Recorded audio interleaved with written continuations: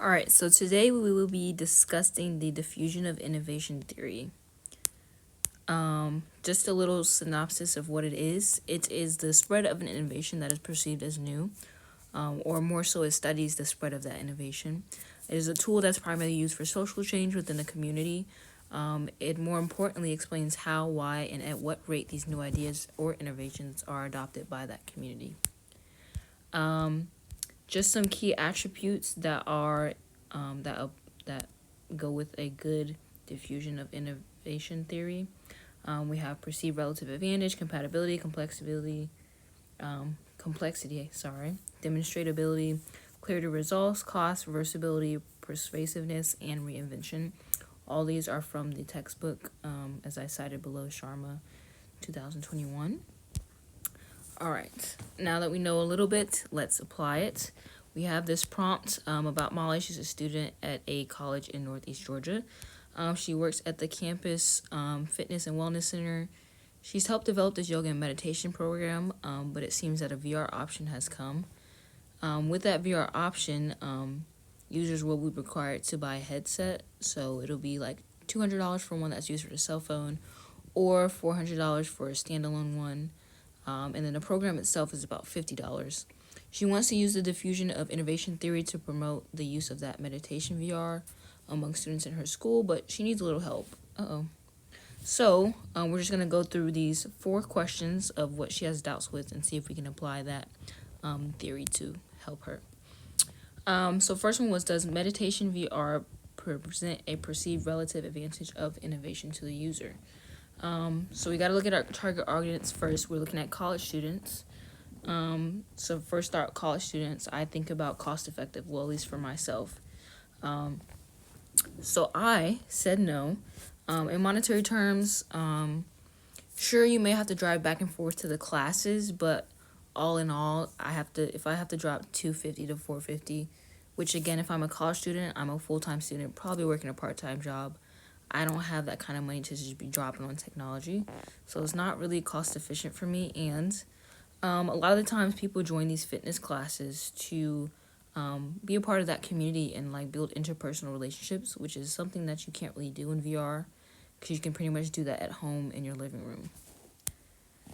All right, secondly, we have, what attributes of the meditation VR innovation can Molly use to promote its use among students, faculty, and staff? First thing that I said was, for one, it's convenient. VR, like I said before, can be done anytime and anywhere the user wants. So right before bed or early in the morning, they're not just limited to those classes at the school, which is probably like 2 times a week and probably only 50 minutes. Another thing that she can promote is that its compatibility and complexity. Again, we are in the age of technology. I'm pretty sure almost everyone has been in touch with some type of virtual reality, whether it's through video games or virtual healthcare. It's very user-friendly. I'm pretty sure all you have to do is hook it up to your phone, start the program, and it'll just run itself. And thirdly, it's reinventive.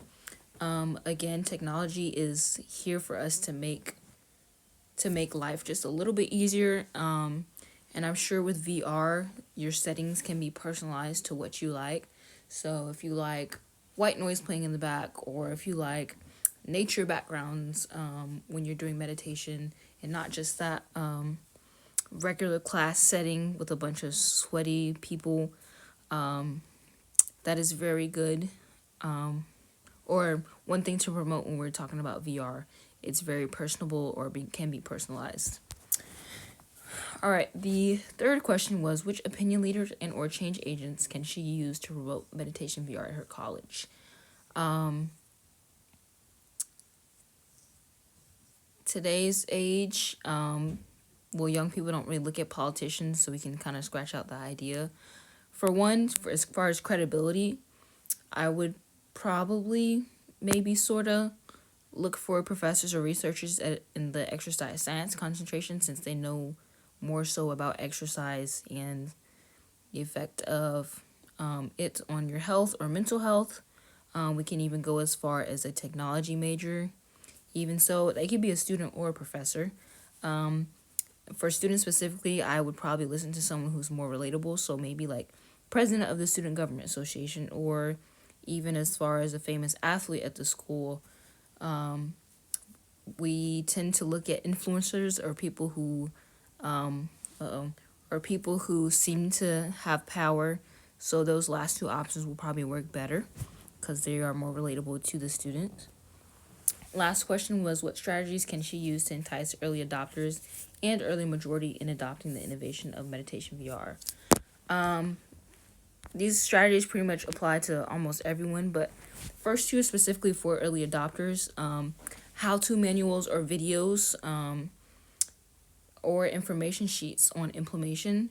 Little pamphlets or cards or sheets can be given out even at the actual in-person yoga classes, or even on campus. Someone's always giving out things on campus, and most people pay attention to them. Or little how-to videos that you can find on YouTube. Probably more beneficial than manuals on paper. For early majority, presentation of success stories, even just by word of mouth when they go into the yoga class or meditation class. Just having someone come in who has been using VR meditation can come and talk about it, or even pull out some research, which is that evidence of innovation's effectiveness, just to get them thinking more about it and thinking about how successful it's been. But that's all we have time for. But we have successfully applied this diffusion of innovation theory. I hope you guys enjoyed it and come back for the next video.